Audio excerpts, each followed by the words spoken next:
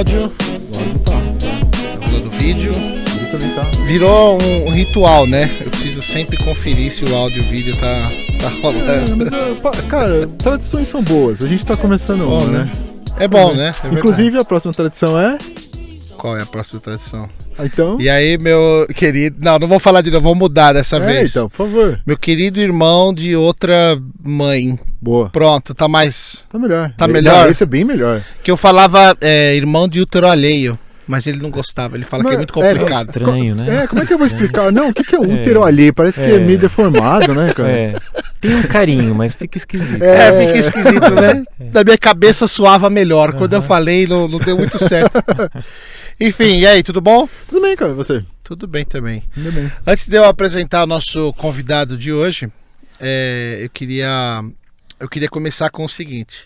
Uma das coisas que mais me intriga do comportamento da natureza humana é essa dicotomia, essa batalha entre o bem e o mal, fazer o bem e fazer o mal, né? E isso é uma coisa muito forte no ser humano, né? O ser humano tem isso desde que ele existe. É só você pegar, por exemplo, dois exemplos de Homo sapiens, tá? Contemporâneos e da mesma época. Então você pega em 1943 um Homo sapiens chamado Joseph Mengele chegava no campo de concentração de Auschwitz para começar seus experimentos e as atrocidades que ele liderou, né?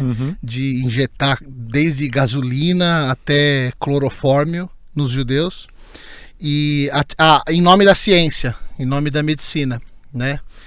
E ele tinha uma tara específica por gêmeos, ele adorava gêmeos e tal, então ele fazia as atrocidades dele com gêmeos também. E tudo em prol da ciência na cabeça dele, né? E você pega do outro lado, são só dois exemplos, tá? Do que eu estou tentando dizer. Você pega do outro lado, 1955, um pouquinho depois, o outro Homo sapiens chamado Jonas Salk, que cria a vacina da poliomielite, da paralisia infantil, né? E decide liberar a patente, não decide liberar, não ter controle sobre nada disso. E quando perguntado sobre isso naquela época, acho que foi em 1955 mesmo, de quem é a patente da vacina, a resposta famosa dele, conhecida, é: a vacina é do povo, a patente é do povo. E aí ele pergunta para o jornalista: você patentearia o sol? Né? Esse é do povo.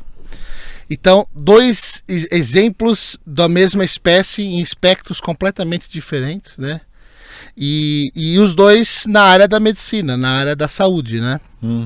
E eu acho interessante essa dicotomia. E desde então a gente vê essa dicotomia, uma outra dicotomia na área da saúde, que é desde aquela época, ou até de mais antes do que isso, a medicina vem se compartimentalizando muito, né? Então a gente vem se especializando cada vez mais em cada órgão, em cada tecido, em cada célula. E isso não necessariamente é uma coisa ruim, é uma coisa negativa. Mas eu acho que nesse processo a gente se esqueceu de uma ideia que é mais antiga e que vem, eu acho que desde dos gregos, ou eu me arrisco a dizer até antes disso, dos sumérios, de que as coisas são mais holísticas, as coisas são mais ligadas uma na outra, né? E enquanto a gente está nessa tendência de se especializar e de compartimentalizar, a gente tende a se esquecer que as coisas são mais conectadas, né? Elas não são separadas. Todos os órgãos estão no mesmo organismo, eles não estão em organismos diferentes, né? Inclusive o próprio cérebro, né? Tá tudo ligado. Sim. E recentemente tem havido uma tendência, a gente tem visto uma tendência, pelo menos eu tenho visto no mundo, na sociedade ocidental mais, né? Agora que é onde não tinha. Essa ideia de você vai no hospital hoje em dia, nos hospitais você vê o termo medicina ou saúde humanizada, tratamento humanizado, né? Acho que esse termo ainda está meio solto, cada um usa de um jeito, é meio subjetivo, né? E não está muito bem definido ainda. Mas a gente vê que isso está acontecendo, e isso é multifacetado. E uma dessas facetas é o que se chama de medicina antroposófica, que nós vamos aprender aqui sobre ela hoje, que eu tô morrendo de vontade de aprender melhor, de aprender mais. Eu também, quando você falou do convidado e tal, eu fui pesquisar, falei, cara, que coisa, muito interessante, que coisa legal, né? cara. E você não conhece, é muito pouco, acho que muito pouco difundido, cara. Então, exatamente. E por isso que eu achei tão legal a gente poder falar sobre isso aqui hoje. É verdade. E assim, eu não conheço, né? Nós vamos conhecer hoje, mas o que mais me causou impacto na ideia da medicina antroposófica é que ela usa esse conceito de medicina, esse mais tradicional, né, que a gente tem hoje em dia, ela não descarta ele. Né? Ela não pega e fala, não, isso não serve, eu tenho uma outra solução mágica. Como tantas outras vertentes aí viram, né, se propõem a resolver problemas de forma mágica, né, e ignorando as outras, né? Como a própria ciência, a hard science, tem uma tendência a fazer, que é ignorar o resto que está em volta dela. Né? Então a ciência é soberana e tal. Mais uma vez a coisa das tribos, né? Se a gente encaixa determinado tipo de conhecimento num determinado curralzinho, isso, então o resto eu tô certo. E é justamente isso, você esquece a ligação entre as coisas, né? E o que eu achei legal dessa teoria, dessa proposta, é que ela usa isso, né? Ela não descarta, ela usa, e só que ela agrega e considera não só a medicina, não só a parte biológica, mas a parte psicológica, emocional, né? Ela integra isso tudo. Se eu estiver falando besteira, eu vou ser corrigido. Pode interromper. Mas essa Imagina, tá falando muito bem. Puxa, tô até aprendendo aqui junto. Tá certo. Então nós trouxemos hoje aqui para a gente conversar sobre esse assunto fascinante. Nós temos o privilégio, falo isso sem nenhuma reserva, de receber aqui ele que eu vou elencar algumas das credenciais, mas elas são só algumas, tá? Eu tô vendo aí, tem umas 5 páginas aí só de... E essas são só algumas. Ele é médico, neurocirurgião e também formado em física pela USP. Tem um doutorado também pela USP, se eu não me engano, na área da regeneração do sistema nervoso central. É isso mesmo. E ele é coordenador do departamento de neurocirurgia do Hospital Infantil Sabará. E ele também tem uma especialização em medicina antroposófica pela Associação Brasileira de Medicina Antroposófica, né? E também é o autor do livro e do blog Saúde é Consciência. É verdade. Ricardo Leme. Pô, muito obrigado por ter vindo, cara. Obrigado mesmo. A gratidão é toda minha. É uma honra estar aqui entre amigos para poder bater bola junto. Nós adoramos, você veio de verdade de novo, faço questão de agradecer de novo, porque muito legal, uma pessoa com seu conhecimento, com seu, né, com sua bagagem, vir aqui adicionar, a gente ficou muito feliz que você aceitou, de verdade. É uma honra para mim, por favor.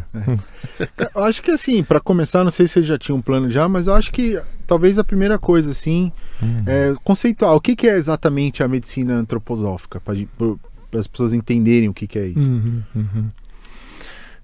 Bom, antes de mais nada, a questão da antroposofia como um todo não enfoca exclusivamente a medicina.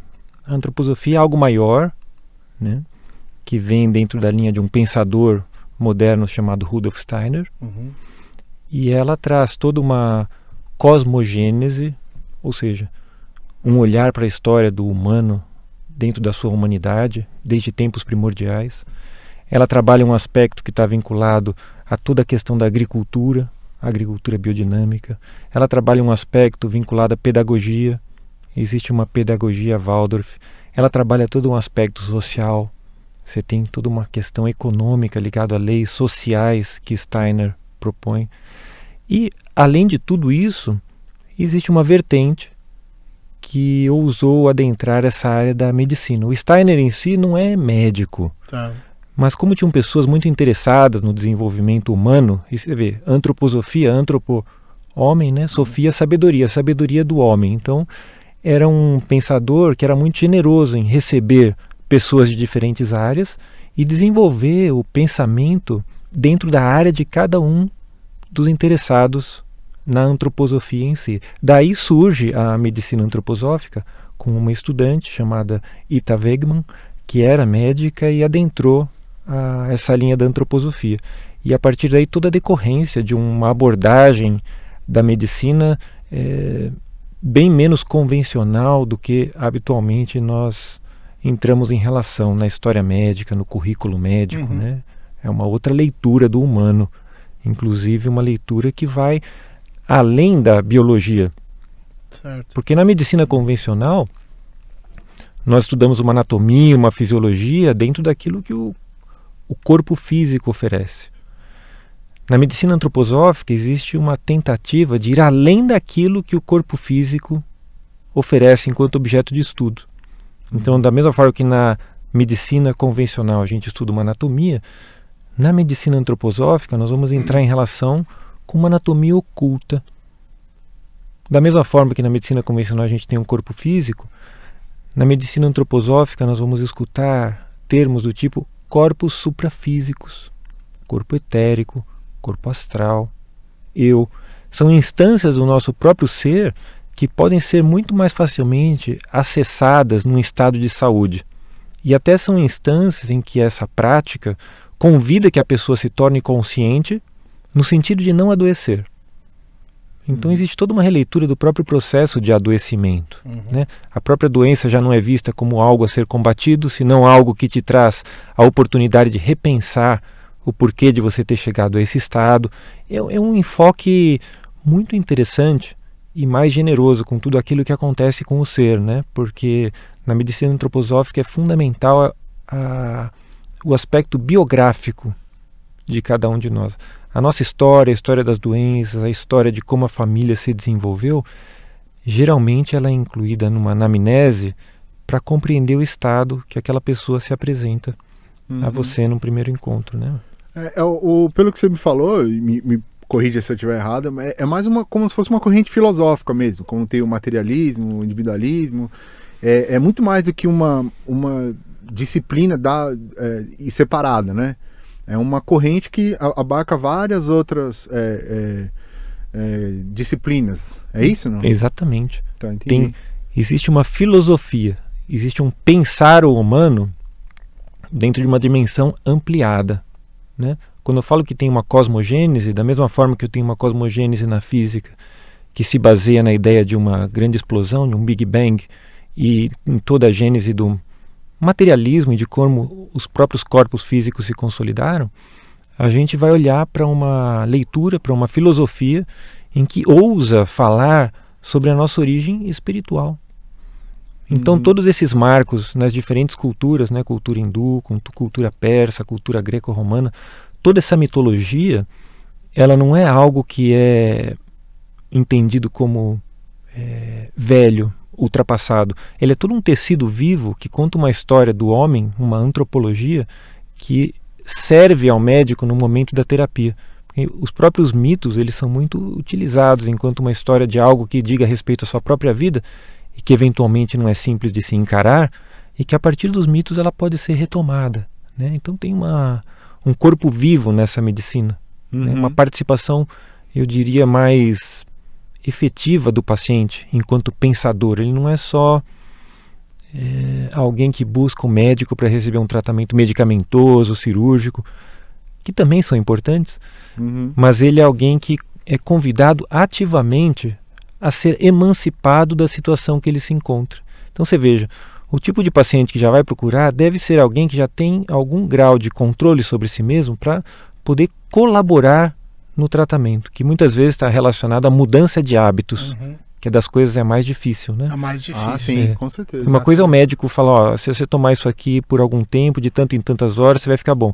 Outra coisa é você repensar como você vem vivendo e considerar a possibilidade de mudar uma forma de viver. Então você percebe que começa a ficar uma coisa mais trabalhosa, né?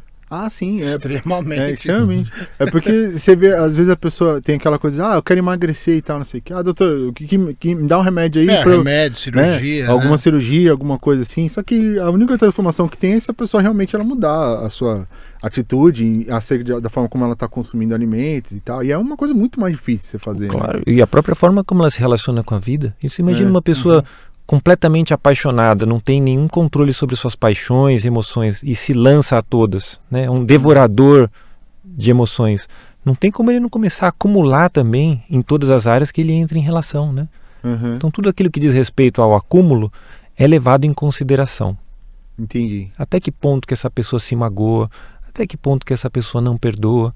Você vê, tudo aquilo que retém, da mesma forma que retém líquidos, que retém gordura por uma alimentação inadequada, também vai se relacionar com uma forma como esse psiquismo atua na vida. Né? Uma pessoa que segura, não fala, é fechada, é para dentro. Né? Entendi. Ainda nessa parte conceitual, que eu estava pesquisando, como eu falei no começo, estava pesquisando e assim, eu achei fascinante essa coisa da medicina antroposófica, e tem vários conceitos ali que assim, eu li e tal, mas eu gostaria assim, de entender um pouco mais. Aquela coisa da divisão do corpo físico, o corpo vital, o corpo astral, até anotei aqui. Aí tem a organização para o eu, assim, sucintamente, obviamente, mas qual que é a diferença entre cada uma dessas instâncias do ser do ser humano, né? Então, dentro da perspectiva da medicina antroposófica, a vida é uma experiência espiritual na matéria. E para que esse espírito se manifeste na matéria, é interessante compreender que no processo de manifestação ele vai ganhando como que peles, a partir das quais ele vai chegando até a densidade desse mundo que a gente se encontra, que é o mundo físico. E envolvendo esse mundo físico, existem outras regiões no entendimento da antroposofia e mesmo de outras linhas de pensamento que vêm da Índia, teosofia, próprio hinduísmo, medicinas tradicionais. Né? Então a gente tem uma região que é um mundo do pensamento, de onde vai poder se originar a mente, o eu vai poder atuar a partir dela. Tem uma região que a gente pode chamar de mundo do desejo, que na antroposofia se entende como região astral. E tem uma região dentro do próprio mundo físico, que é a região etérica do mundo físico. Então, na medida em que o processo de encarnação acontece, o ser humano vai, nesse processo de adentrar o útero e o seu corpo físico, ele vai descendo dessas regiões superiores e acumulando material dessas diferentes regiões que vão estar invisivelmente dispostos ao redor do próprio corpo físico. E são esses corpos suprassensíveis que de fato vão vitalizar o corpo físico, que em última análise é apenas a parte mineral do nosso ser. Né? Então são diferentes instâncias que estão concentricamente ordenadas ao redor do nosso corpo físico e que estão interrelacionadas por linhas de força. Linhas de força que conectam essas diferentes instâncias e permitem que a gente seja. A partir dessas mesmas linhas de força, na medida em que a vida se manifesta e nós temos as experiências, da mesma forma que um fogo quando queima e solta uma fumaça, essas experiências retornam por essas mesmas linhas de força, gerando o que se chama de alma, e essa alma gerada a partir das experiências de estar no corpo vai sendo absorvida pela nossa instância espiritual. E a vida ganha o seu sentido. Né? Então você já vai percebendo que na medida em que a vida não gera uma certa qualidade de experiência, que seria o próprio princípio de estar na carne, você já começa a visualizar por onde que a pessoa vai começar a adoecer. Porque se eu adentro o corpo por um motivo, e geralmente a gente esquece, e eu deixo de realizar algo naquele sentido, alguma coisa deveria me mover no sentido de ir para a experiência. E muitas vezes esse algo que nos move é a dor, é a dificuldade, é o sofrimento, é o adoecimento. Né? Sempre no sentido de gerar uma alma, gerar um atrito. Todo atrito na vida é entendido como gerador de alma. E essa alma é que é o substrato maior para a vida e que vai alimentar esse espírito. Então, da mesma forma que a gente tem esse tríplice corpo, né? O corpo físico, o corpo etérico, o corpo vital e o corpo astral, nós temos uma tríplice alma, cada uma ligada a um desses corpos e que, portanto, conduzem essas experiências nos 3 níveis, né?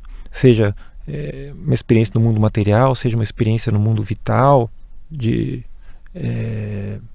realização de algum hábito, de aprendizado de algo que você ainda não tem bem desenvolvido, seja uma experiência de natureza emocional e seja uma experiência de natureza intelectual, cada qual vai gerar uma qualidade de consciência para alimentar a nossa natureza espiritual e fundamentar a nossa existência.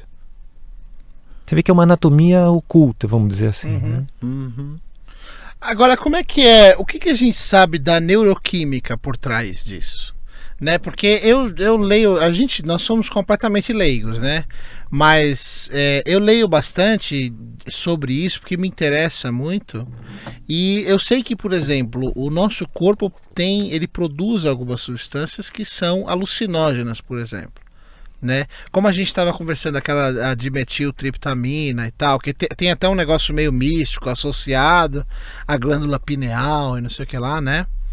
E a gente tem algumas dessas substâncias no corpo, não tem? O corpo são endógenas, né? O nosso próprio corpo produz. Sim. Mas a gente sabe o propósito delas, assim, em termos, a ciência sabe o propósito dessas substâncias? De muitas delas, sim. Inclusive utilizam para realização e manufatura de medicações, né? Tá. As próprias medicações que hoje a gente chama de opioides, eles têm uma semelhança muito grande porque são conhecidos os receptores para esses opioides no nosso corpo. Tá. E é sabido também que, por exemplo, uma atividade física extenuante, um exercício, uma grande corrida, né? Geralmente chega num ponto dessa atividade que você começa a secretar opioides endógenos. E esses opioides que muitas vezes, ao invés de você sentir o corpo quebrado, machucado, vai te dar uma sensação de bem-estar, né? Depois que você realiza uma atividade física.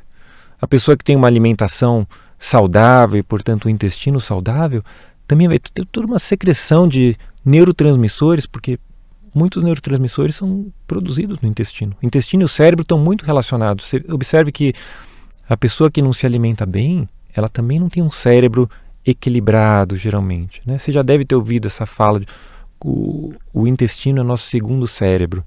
Então hormônios como a serotonina, como a melatonina, têm uma relação íntima com a flora bacteriana do intestino, que se não é bem alimentado, bem nutrido, vai culminar com o quê?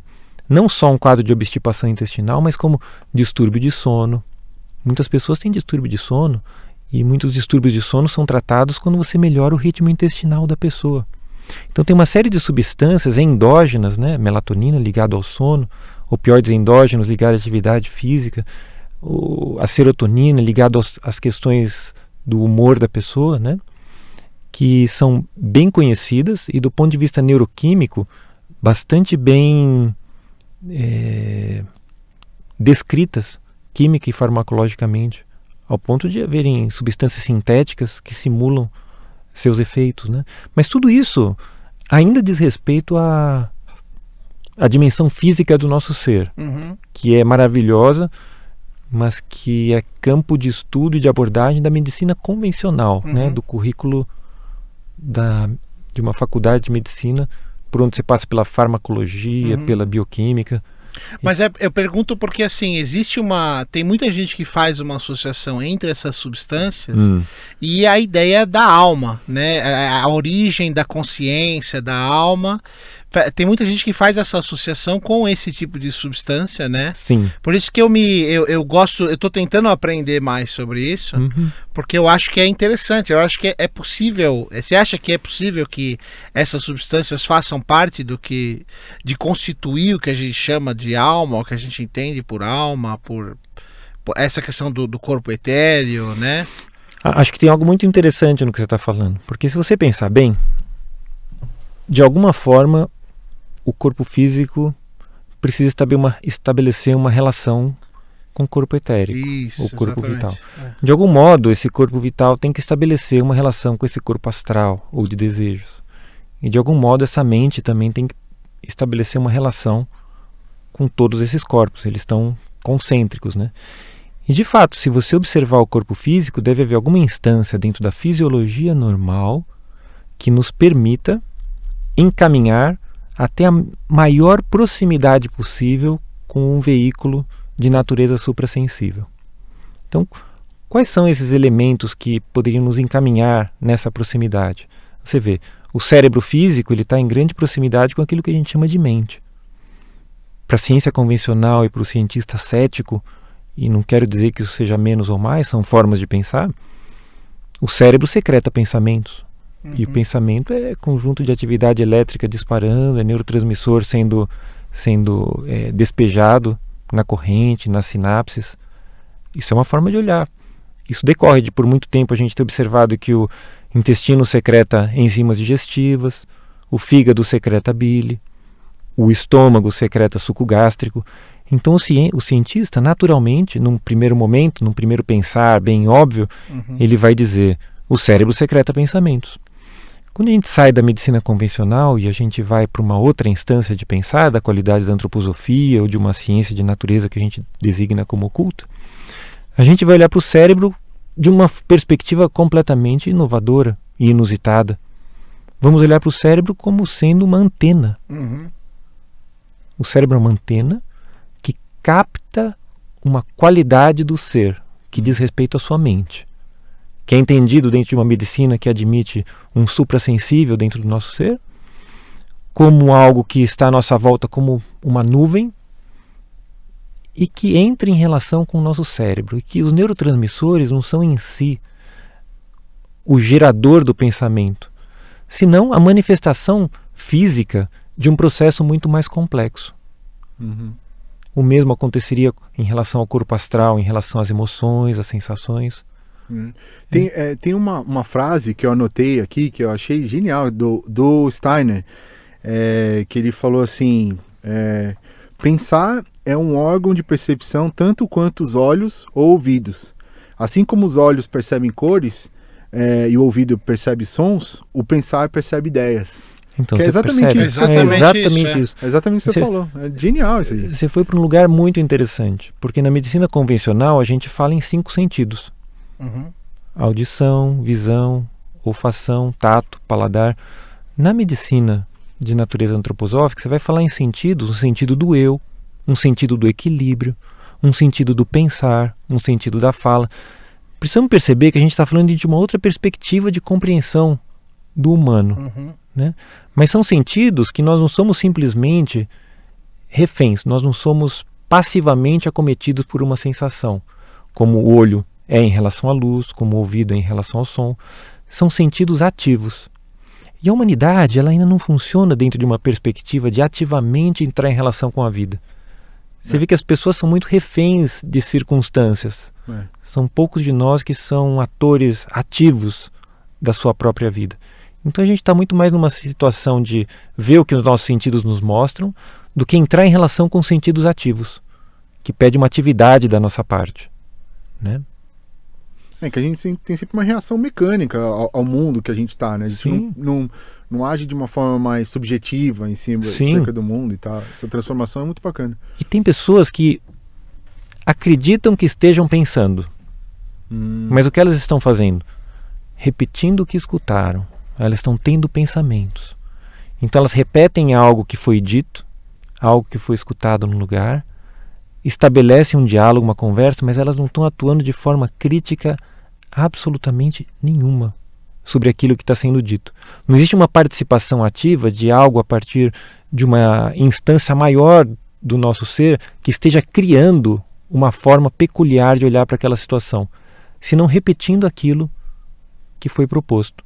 E daí é interessante observar como que todo esse campo de informação que a mídia oferece pode estar atuando, nos ensinando a pensar de uma forma equivocada, ou viciada, ou como eu quero que seja pensado. Então qual que é o grande risco dentro desse ambiente? É o comentador. Então alguém chega, passa uma notícia, explica, e como aquilo tem uma complexidade, o que o comentador vai fazer? Olha, o doutor quis dizer tal coisa. Então ele formata dentro de uma forma clássica, com termos, jargões, uma forma de pensar. E o que ele fala? Ele neutraliza a qualidade da pessoa de elaborar uma informação de forma completamente pessoal. Até permitindo no primeiro encontro o seu encontro pessoal com o não saber, com uma outra forma de comunicação, que pode ser desconfortável no primeiro momento. Mas isso precisa ser enfrentado para que um pensar de fato aconteça. Então, assim como o cérebro e a mente eles têm essa relação de antena, uma primeira relação que a gente teria entre o corpo físico e o corpo etérico, que é esse primeiro corpo que está acima do corpo físico, teria uma relação íntima com o sistema glandular e com o sangue. O sangue e o sistema das glândulas, eles estão como que na periferia maior, no sentido de ser a última instância de relação entre o corpo físico e um corpo suprafísico, o corpo etérico. Né? Então você vai estudar dentro da medicina antroposófica, dentro de linhas de medicina em que o ocultismo se mostra enquanto alternativa de olhar para a manifestação da vida, cada uma dessas glândulas relacionados ao que na medicina antiga se chamava de chakras e que ainda hoje é tratado e que diz respeito ao próprio corpo vital. Por que vital? Porque é esse corpo que vitaliza o corpo físico material. Você vê que é uma linha de pensamento delicada. Por quê? Porque você não pode ir para um laboratório e dissecar um corpo etérico, um corpo vital.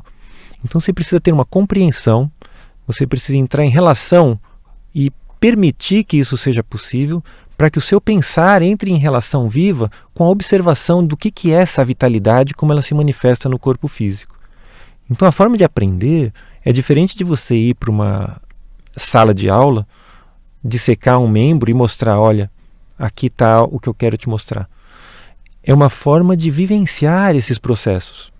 E essa vivência às vezes é feita a partir da arte, a partir da observação e a partir de você mesmo permitir a possibilidade do mundo ser diferente daquela que te contaram. Então você precisa vivenciar isso enquanto possibilidade para ver como isso se manifesta. O que não é confortável para quem tem uma perspectiva, uma forma mais cética de se aproximar da vida, do ver para crer. Se eu tenho ver para crer enquanto possibilidade de aprendizado, eu tenho uma outra possibilidade muito interessante também, que pede alguma ousadia por parte do estudante, que é o crer para ver. Não negue a priori. Puxa, admita essa possibilidade e conversa com ela. Veja o que ela te conta. E com o tempo, não quer dizer que você está acreditando cegamente, mas você se permitiu estabelecer uma relação com uma forma de saber e que você pode constatar no dia a dia que existe um fundamento. Então você vê que tem uma reformulação na própria forma da gente aprender e se relacionar com a vida. Né? Não é uma crença cega, senão uma crença por fidelização. Eu entro em sintonia com aquilo. Fidelização, ter fé é o quê? É um processo, a mesma coisa que sintonizar o rádio. Tem uma estação, você sintoniza o seu seletor com ela e você vivencia aquela estação. A música é chata, eu não consigo entrar em relação com ela, aquilo não conversa comigo, eu fidelizo com outra possibilidade. Né? Mas a pessoa está mais disponível para o aprendizado, quanto mais ela tem essa disponibilidade de fidelizar com aquilo que é diferente dela, que não é fácil, porque tudo que é diferente de mim me desafia. E eu quero zona de conforto, eu quero controle. Então, quando eu entro em relação com um conhecimento que eu não controlo a priori, existe uma tendência a negar, uma tendência a se afastar. Bem legal isso aí. Essa é uma tecla que a gente bate, mesmo sem saber. Achei bacana porque, né, mesmo sem saber os conceitos, né, por trás, é uma tecla que a gente bate bastante aqui. Isso é verdade. Né, que é assim, a gente traz pessoas de várias áreas diferentes. Né, inclusive paranormais, ufólogos, né? E o que a gente tenta fazer, pelo menos, né? Eu acho que é isso. A ideia é essa, né? Inclusive a gente já até comentou aqui que é não rejeitar o que a gente não conhece, né? Tentar aceitar e entender, por mais que a gente seja cético. Até achei legal porque o próprio ceticismo nada mais é do que isso que vocês estavam falando, né? É muito mais fácil você aceitar o que os seus 5 sentidos estão percebendo, né? Isso mesmo. Então, eu acho que é isso que é o ceticismo, né? Se nenhum dos meus 5 sentem isso, ele não existe, né? Porque aí é muito mais difícil, né? Você estudar, você analisar uma coisa sem ter nenhuma uma comprovação física de que aquilo está acontecendo, de que aquilo existe, né? Sim. Por isso que eu achei bem bacana essa ideia aí. E é uma tecla que a gente bate bastante aqui. Não, é verdade. Até assim, assim, a gente tenta, assim, não é uma coisa que a gente está totalmente aberta. Não, claro. Até porque é sempre uma questão pessoal, né? De você, às vezes, sente alguém que tá trazendo uma outra informação que você talvez não concorde inicialmente e tal, não sei o quê. Acho que é extremamente difícil, eu não sei, talvez você saiba me responder melhor. Por que a gente tem uma...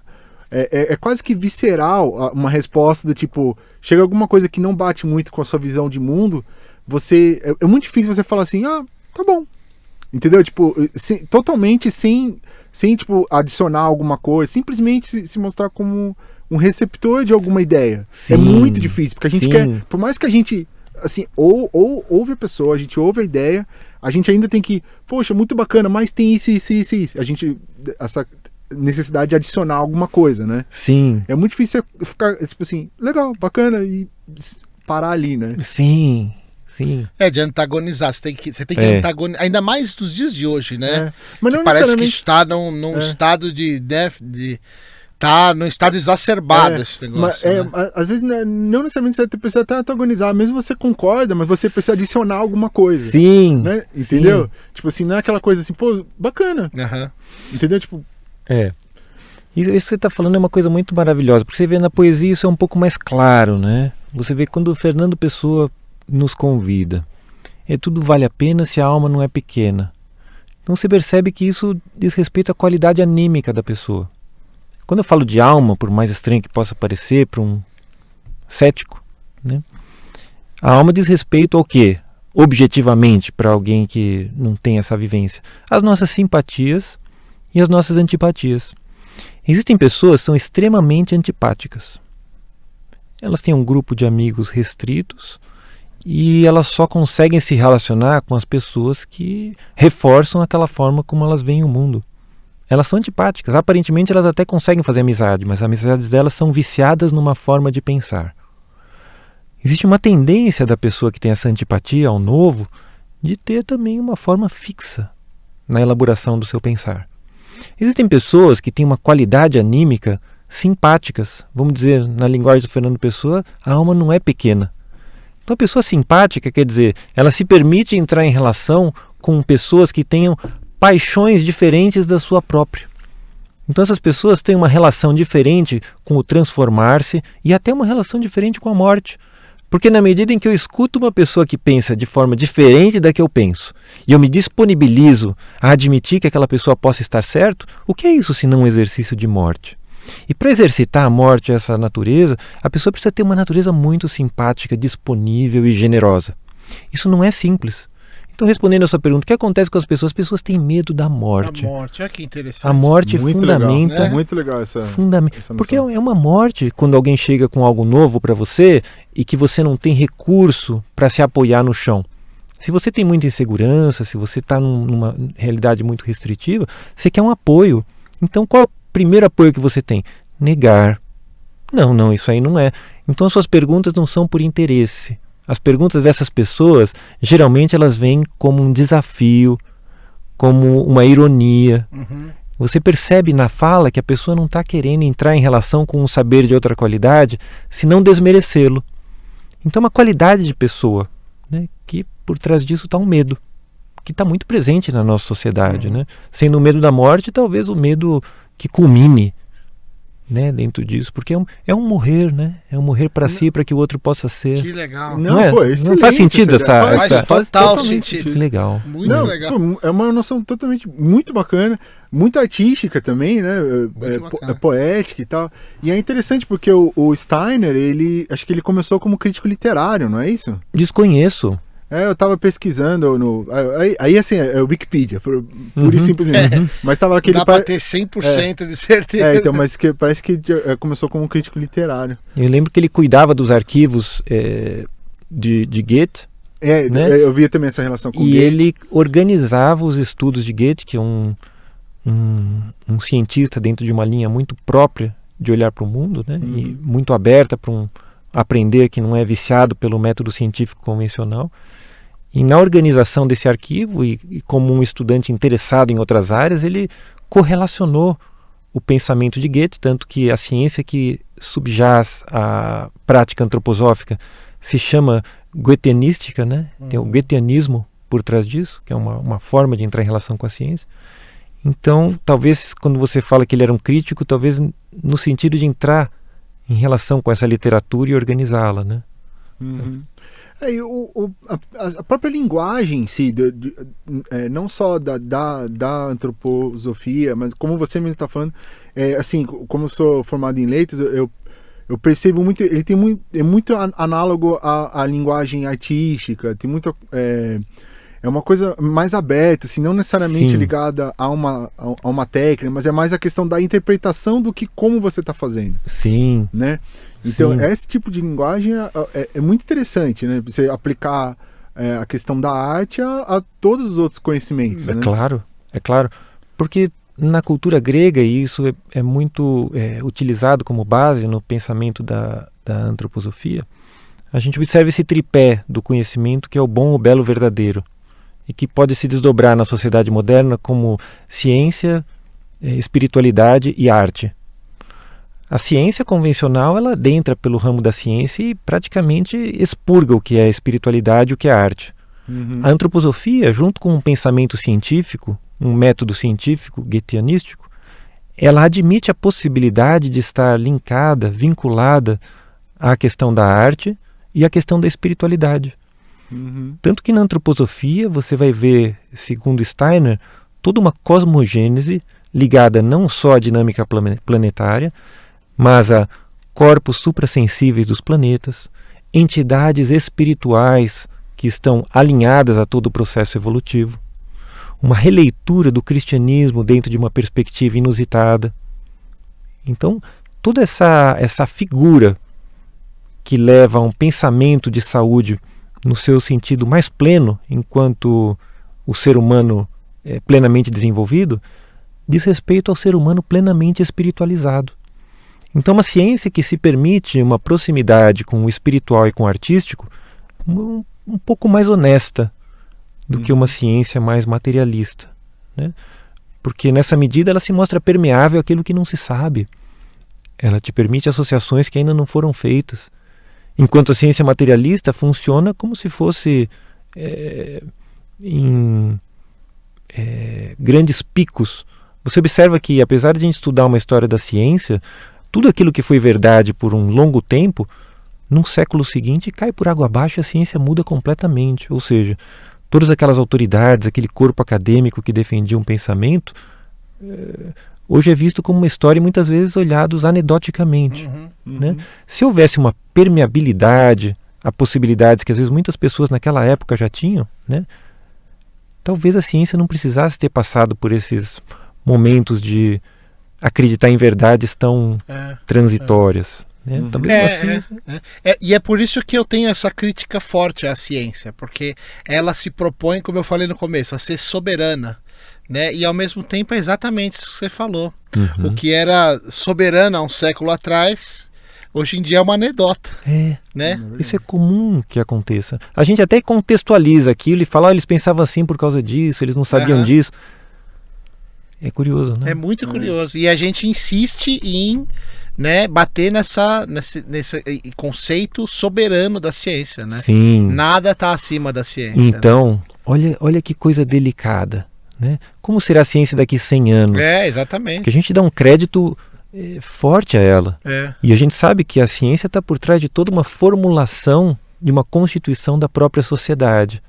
Então olha onde a gente vai chegar quando a gente olha para a autoridade que a gente outorga a determinados setores. Né? Olha que delicado. É verdade. É verdade. Acho que volta muito aquilo que você falou, de que às vezes é uma... Não vou dizer que é uma preguiça, mas é muito mais difícil você, assim...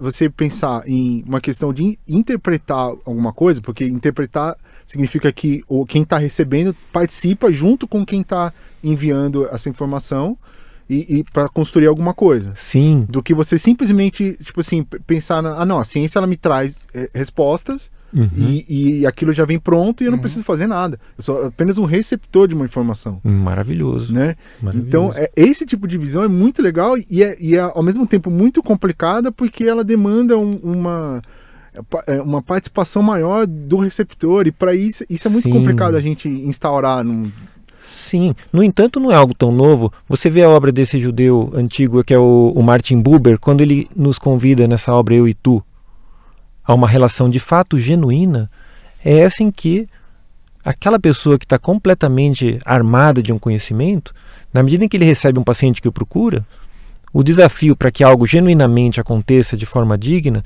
é que ele não olha aquele paciente da mesma forma que o mecânico que recebe um carro para consertar. Então, se o médico conseguir receber aquele paciente, perceber que existe um tu, e estabelecer essa relação de tu. Mostrar para o paciente que ele vai ser coparticipante do tratamento. Compreender que o próprio paciente, de algum modo, traz algo que o médico precisa curar em si mesmo. Quando se estabelece uma relação de troca nesse nível, a gente pode pensar de fato em algo que se aproxime de um sarar, de um de fato não ser um cuidado que simplesmente seja um melhorar, um silenciar um sintoma.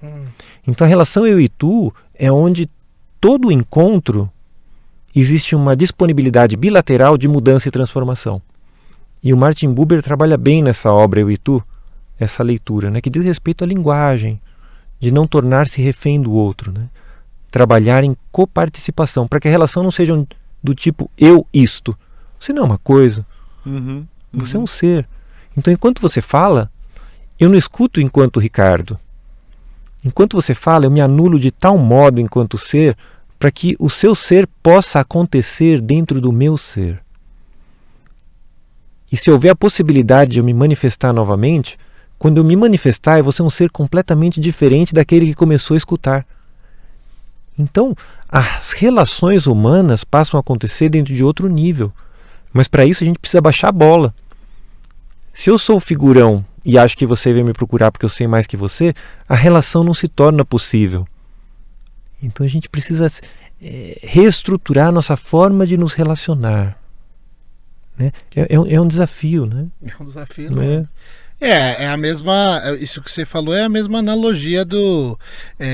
Ou eu mudo o meu hábito ou eu faço uma cirurgia para emagrecer, isso, né? Mesma coisa. É a mesma coisa. Eu lembrei, cara, de uma aula que eu tive de biologia, pra você ver, no colegial. Né? Inclusive, essa professora era tia dele. É mesmo? Eu tava junto, né? Eu é que não vou lembrar da aula. Eu não sei se você tava ainda não. Eu não lembro agora o ano que foi, mas é uma aula de biologia. E ela tava falando sobre uma obra do Da Vinci, que é muito interessante, que me fez olhar com outros olhos a questão da arte e tal. Foi uma aula muito bacana. E aí, quando eu estava pesquisando coisa de antroposófico, corpo físico, corpo não sei o que e tal, essas diferenças, não sei o que, me veio automaticamente na cabeça a lembrança dessa aula e do quadro em si, da interpretação que ela deu do quadro, que eu achei muito bacana. Inclusive eu já deixei aqui já. Tem aí pra gente ver? Tem aqui. Ó. Aqui, ó. O quadro é esse aqui, ó. Qual é o nome do? Chama A Virgem e o Menino com Santa Ana. Ele está, inclusive, no Museu do Louvre. Legal. É uma obra do Da Vinci. Aqui, ó. Você vê, são 3 gerações, né? Isso, exatamente. A figura das 3 gerações que passam da avó para a mãe, para o filho. Tanto que o braço esquerdo da Virgem, tá vendo? Ele meio que é continuado pelo braço de Jesus aqui, segurando o cordeiro, tá vendo? Sim. Que é como se fosse a questão da linhagem, da passagem da mãe pro filho. Só que a interpretação que essa minha professora deu, que eu achei muito interessante, sim, foi que você pode, se você for pegar pelos planos desse quadro, e aliás eu convido aos nossos ouvintes de áudio, assim que puder, depois de ouvir o episódio, procurar na internet esse quadro, que ele é excepcional. Lá a Virgem e o Menino com Santa Ana, é isso? Isso, exatamente. Tá. No quadro lá de trás, você tem uma figura que, para a época, ela é meio estranha, porque é uma cor diferente do que era utilizado, e tem toda uma questão do estudo geológico do Da Vinci, que ele se interessava muito por isso, e também de meteorologia, parece, porque ele fez questão de incluir certas nuvens, eu não sei exatamente, mas tem todo um estudo ali meteorológico que ele fez, muito baseado na questão da natureza. Você partiria atrás da questão da rocha, minerais, representando o mineral, o mundo físico, e aí mais para frente você tem a árvore representando o mundo animal, né? Sim. O mundo da vida, da célula, da molécula, da natureza. E aí você chega na parte humana, que você começa com a história, que é a figura da avó, né? Que ela está ali como observadora do que é o ser humano. Na frente, a Virgem está representando o instinto, o instinto animal de que ela está ali para segurar o filho. A coisa mais primordial que tem como ser humano, que é agir com instinto. E a figura de Jesus, que representaria ali já o ser humano consciente, o eu, né, que está abraçando a própria história com a figura do cordeiro e tal. E aí eu lembrei disso muito porque encaixou muita coisa que tem o corpo físico representando a matéria, aí mais para frente o corpo vital, que representa a vida, a célula, e aí mais para frente ainda o corpo astral, representando a consciência, não ainda a autoconsciência, mas a questão da consciência primordial do ser humano de reagir, de ter instintos com o mundo, e culminando com a organização para o eu, que é o espírito, a autoconsciência. Sim, e tal. Acho que você fez uma boa correlação. É legal. Ilustrou bem. Mas assim, méritos mais dessa minha professora de biologia, cara, que essa aula foi excelente, eu nunca esqueci. Eu tô formado, eu já saí da escola há 20 anos e, cara, nunca esqueci dessa aula, muito bacana. São os 4 reinos, né? Os 4 reinos, que exatamente. Atualmente estão à mercê dos nossos sentidos. Mineral, vegetal, animal, humano. Que legal, cara. Mas a associação, a aula você teve, mas a associação é bacana, né? Sim. Entre os dois. Legal. Sim. Bem legal. Agora, eu queria saber também, Ricardo, como é que é tudo isso na prática, na sua prática? Como é que isso se integra com a sua prática da medicina convencional?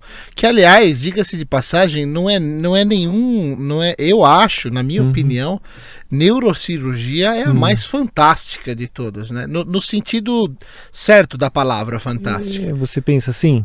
Eu penso, eu acho, porque é o menos conhecido, né, da medicina convencional. Né? É o sistema que a gente tem um vasto conhecimento, mas comparado com o que ele é mesmo, é ínfimo comparado com o que é de verdade, né? Então ele tem esse estigma de ser misterioso, né? O cérebro é misterioso, sim, né? É verdade. E trabalhar com isso, eu sempre admirei muito cirurgiões em geral. Porque, principalmente por ser uma coisa que eu nunca seria capaz de fazer, nem chegar próximo a fazer, nunca. E eu acho uma habilidade assim, incrível a habilidade de conseguir fazer isso e o propósito de fazer isso, né? Esse aqui é o mais legal. O propósito de você fazer uma cirurgia, que é uma coisa, né, tão potente, tão forte, né, que abrir uma pessoa para ajudar ela. Eu acho isso fantástico. Só um adendo. Sim. Eu acho essa. Mas é mesmo. Né? Eu acho incrível mesmo, né? O ser humano fazer isso. Por isso que eu comecei com aquele negócio da dicotomia, né?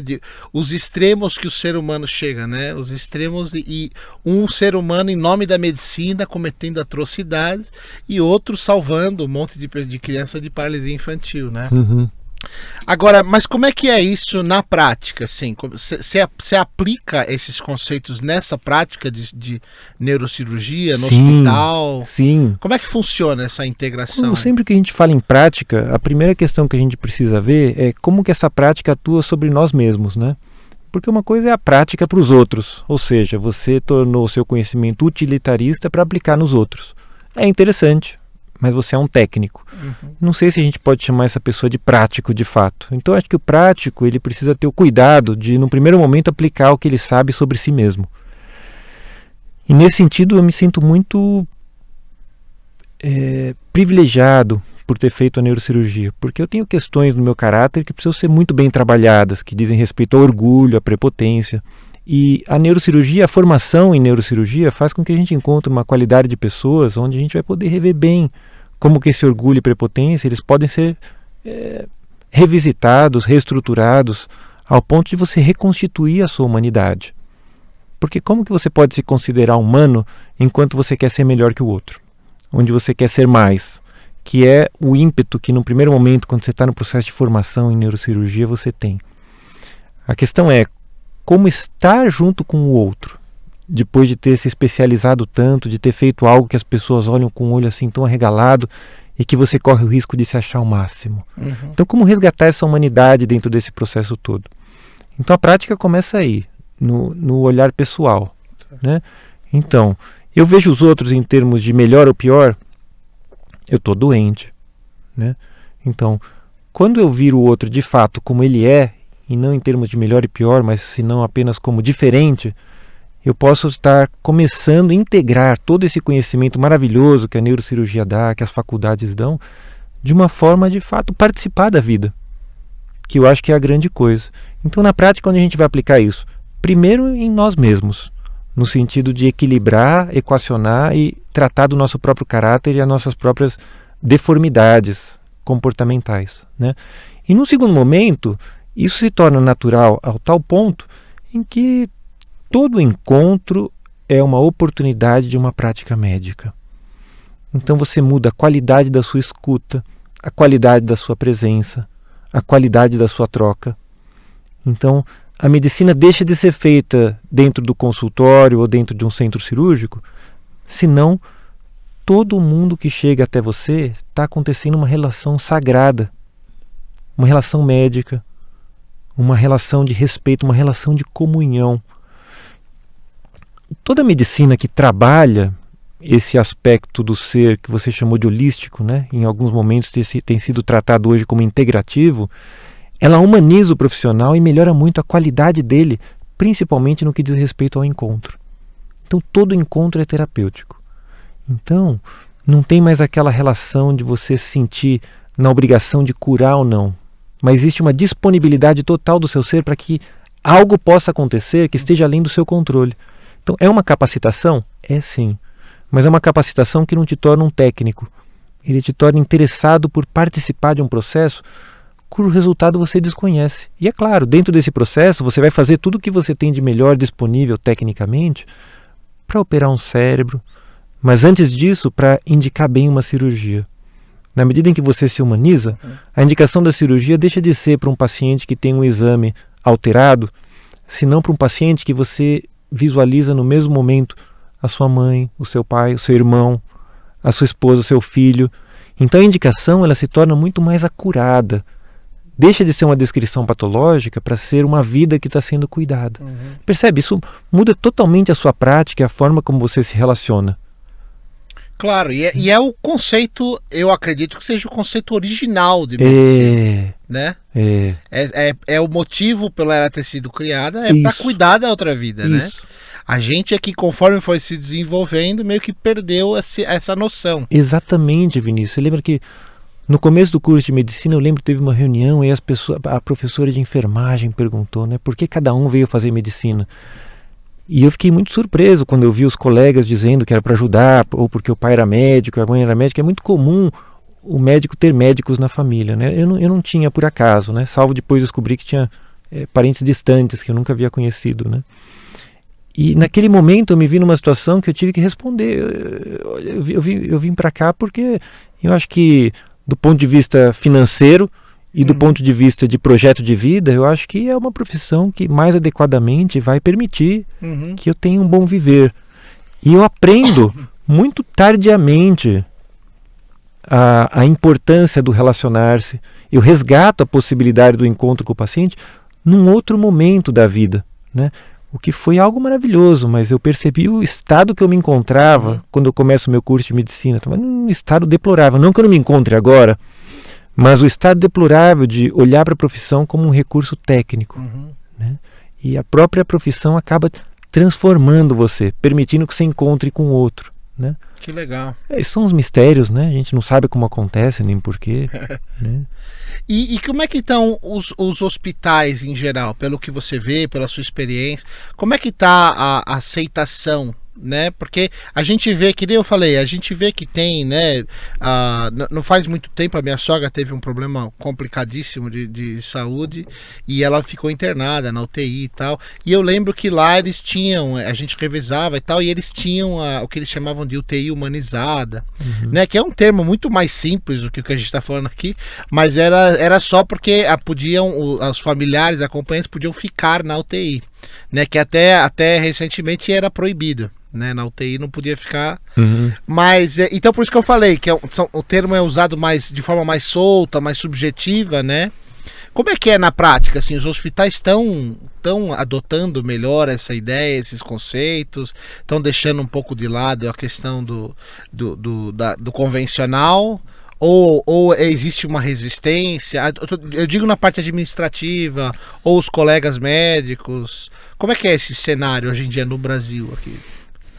Os hospitais são muito favoráveis a esse processo de humanização, apesar de falar em humanização da medicina ser um pleonasmo, né? Humanizar a medicina, exatamente. A gente devia falar e dar muita risada, né? Falei, como assim, mano? Então como que era antes, né? Uma medicina animalizada, não tem humanidade. Então, alguns administradores e coordenadores até dão risada, né? Quando a gente vai colocar num site do hospital que aqui é feita uma medicina humanizada. Eles falam, isso aqui é óbvio, não é chato a gente falar isso, que tem que ser humanizado. Mas como você diz, recentemente, e eu não tive oportunidade na minha formação médica, tem algumas iniciativas muito interessantes dentro dos hospitais e até que já adentrou o currículo médico, que são linhas da medicina que dizem respeito, por exemplo, aos cuidados integrativos, aos cuidados paliativos, à medicina de família, que são espaços onde de fato você percebe que o profissional que se dirige para essas áreas já tem uma qualidade de pessoa muito mais humanizada que o normal, uma preocupação em olhar para o outro muito mais humanizado. E com o fato disso ter adentrado os currículos médicos, a gente observa no hospital setores em que a medicina integrativa está tendo um papel fundamental na reabilitação, na melhoria dos resultados de uma UTI, que se percebeu em um determinado momento que muito mais do que recurso técnico, que claro, é fundamental, e hoje o Brasil tem muita tecnologia, tem UTIs assim maravilhosas, não devemos nada para nenhum lugar do mundo, carecia num outro momento de realmente uma presença mais calorosa dentro desses ambientes, seja a presença do familiar, seja a presença de alguma autoridade religiosa que pudesse visitar, dar um apoio, seja a presença de terapeutas de qualidade diferenciada, como aqueles que trabalham com a musicoterapia dentro das UTIs, seja a presença em casos excepcionais de animais que visitam dentro de hospitais. Então toda essa questão da humanização hoje ela vem tomando uma dimensão muito maior do que ela já teve em outro momento. Eu acho que esse é um processo que não tem como mudar. Então a gente vê grandes hospitais, Einstein, Sírio-Libanês, o próprio Sabará, sempre há um grupo de cuidados integrativos, pós-graduação em cuidados integrativos, grupos de cuidados paliativos, que não é uma situação de fim de vida, senão uma situação de cuidados extremos, né?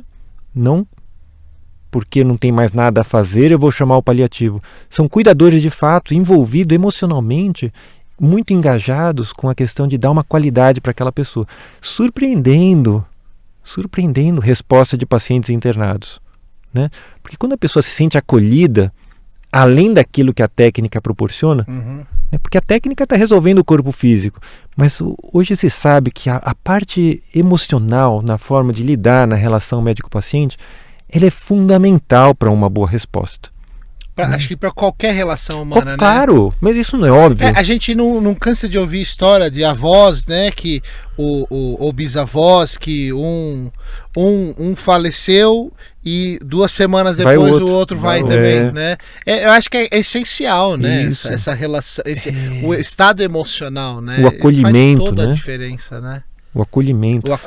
Porque hoje a medicina sabe muito essa coisa de nascer e trazer para a vida. Mas a medicina está nos dois extremos. Ela está nesse trazer para a vida e ela também pode se deslocar para o bom viver e para o bom morrer. Pode haver uma boa morte e o médico deve ser preparado para trabalhar esse momento da passagem. E tem mortes maravilhosas. Tem momentos de passagem que o médico está numa situação muito favorável para desfazer um conflito familiar que se estabeleceu durante a família inteira e que quando você percebe que certas pessoas que se afastaram daquela família se aproximam, nossa, acontece algo milagroso e a morte se manifesta como algo maravilhoso e não como aquele algo pejorativo que ninguém quer saber, ninguém quer falar. Porque a morte é a grande conquista da vida, né? Se trabalha uma vida inteira para que você possa sair daqui com uma obra realizada. E a morte é a cereja do bolo. Sem querer ser mórbido nem nada, mas a gente tem que olhar para isso. Sim. Né? Se as pessoas tivessem essa relação mais de maior amizade com a morte, por exemplo, se você tivesse preparado para morrer hoje, Vinícius, você, Rafael, preparado para morrer hoje, ou eu também, puxa, a forma como eu vivo tem outra qualidade também. Eu não deixo pendências, eu estou inteiro naquilo que eu estou fazendo, porque se eu posso morrer hoje, então o que eu tenho que estar fazendo agora é aquilo que é mais importante. Então, mais uma vez, isso redimensiona toda a nossa forma de estar no mundo. Né? E a medicina integrativa, que está muito presente nos hospitais, está cuidando para que isso aconteça.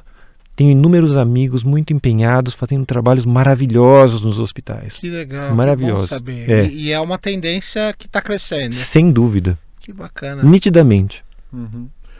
Não só na medicina, mas como acho que se a gente for extrapolar para todos os outros campos de conhecimento na era moderna, só ruma a questão da integração, porque as coisas mais técnicas, mais segmentadas, a gente está ocupando isso com as novas tecnologias de inteligência artificial, que a gente já falou aqui várias vezes, e tal. Então já tem casos de inteligência artificiais que podem substituir boa parte daquela medicina tradicional, que é prescrever remédio. É uma inteligência artificial que consegue identificar qual que é o remédio que você precisa. Fazer diagnóstico. Fazer diagnóstico, esse tipo de coisa. Então, o que vai sobrar é exatamente isso. Para o homem, do homem do futuro, vai ser isso. Vai ser alguém que vai ligar os pontos das informações técnicas que são produzidas. Né? Sim. A gente vai voltar ao estado inicial de que a gente vai ser um grande conector de informações diferentes. E aí entra a importância muito grande da interpretação, de você saber ligar coisas diferentes, que é exatamente isso que você está falando, aí, essa integração de conhecimentos. Isso é, cara, excepcional, cara. Bem legal.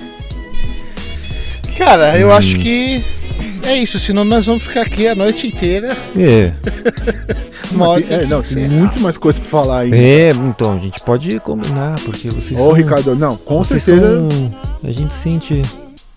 Quando as pessoas são generosas, as coisas acontecem, né? Então vocês estão me ensinando aqui. Porque se tem mais coisa pra falar, vamos falar. Você também, foi o que eu falei no começo. Você também. Eu acho que cada pessoa que vem aqui, que não é uma pessoa que a gente já conhece, um amigo, né? Eu sinto isso, que me ensina muito sobre generosidade. Sim. Né? E a disposição da pessoa de ir participar e tal, e compartilhar. Eu acho muito legal. Tem me ensinado mesmo. Agora que você falou, eu consigo botar em palavras essas coisas que eu sinto. Mas é isso mesmo. Me ensina sobre generosidade. Não sei se pra você também. Sim, não. Mas tem sido uma coisa muito forte que eu nunca consegui materializar em palavras até agora. Só agora que eu consegui por causa do que você falou.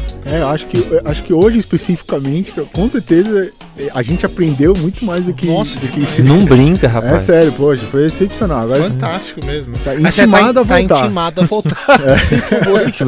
Eu nem vou sair mais daqui, que eu já tô me sentindo em casa. Ricardo, de novo, muito obrigado por você vir. Obrigado mesmo. Foi muito bacana o papo. Que bom. E eu espero de verdade que você volte, porque acho que tem muito mais pra gente conversar. Ótimo. Espero voltar.